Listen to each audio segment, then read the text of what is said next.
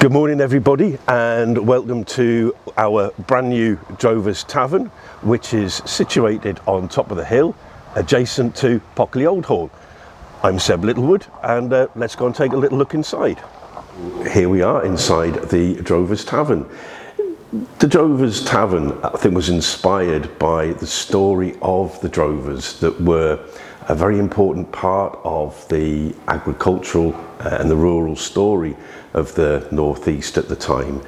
The cross-border trade in cattle, so cattle coming from far up in the north of Scotland, being driven along drove roads and over the Cheviots and down to the market towns of the northeast before being sold on and then being moved to other parts of the country, was a very, very important one. And towns like Hexham and Morpeth, Carlisle, owe a lot of their prosperity to that trade that went on for, well, round about 1,000 years.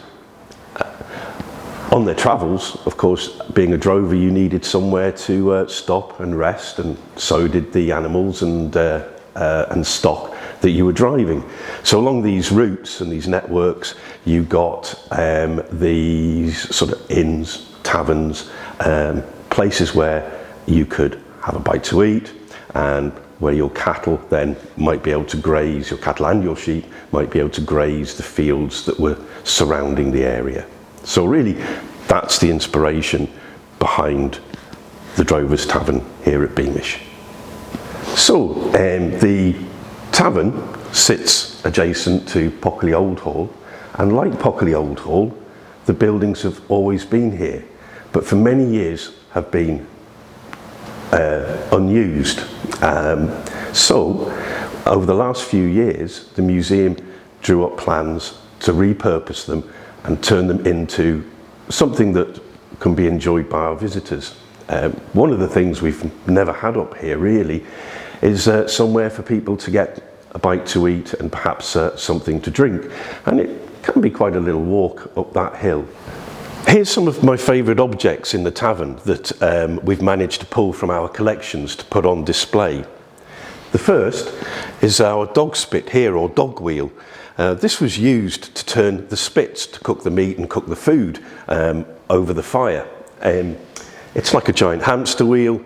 Your dog went in here and then he'd walk round, and that would turn a belt which turned the spit. The turn spit dog was actually a particular breed of dog, a breed of dog that is now extinct. So we only have pictures from the time, and one stuffed one, to actually know what these dogs look like.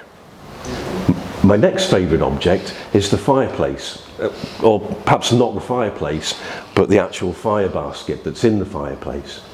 This wasn't from the museum's collection, but was made by two very talented members of staff, John and George, both of whom actually are blacksmiths.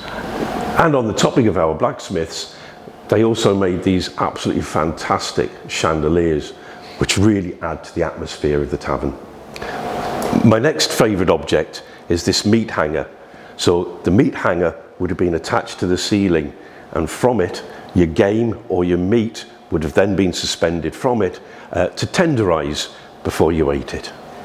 I could go on talking about all the objects in the tavern, but I'd like to finish with this one, which is perhaps my favourite in many respects, this lovely little corner settle right next to the fire. I'm sitting in the fold yard outside the tavern, which as well as being a lovely place to come and actually enjoy your food and your drink outside, is also where we have our pottery, one of the exhibits that we've opened up here as well. The pottery takes inspiration from Flint Mill and some of the industries that were actually functioning on the museum's site kind of 250 years ago.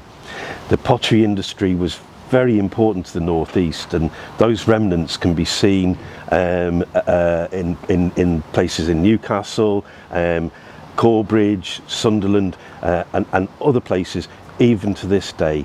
So on the museum site we actually had a mill that was grinding flint which was being turned into, or being used to make glazes and slip for the potteries of Tyneside and Wearside.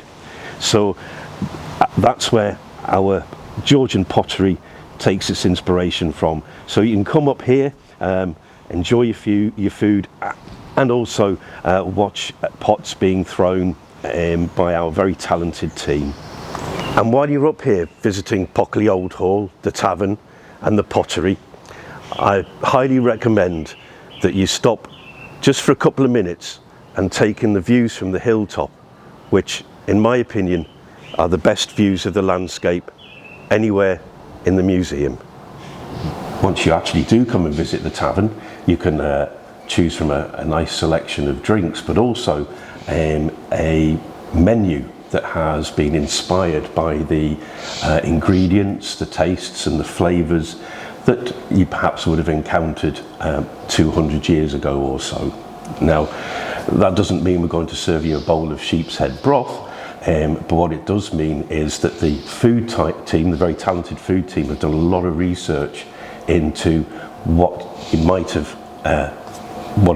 found in a tavern like this, but they've adapted it to obviously our sort of slightly more modern tastes. Wonderful dishes like soups, stews, and even a Georgian recipe for rarebit.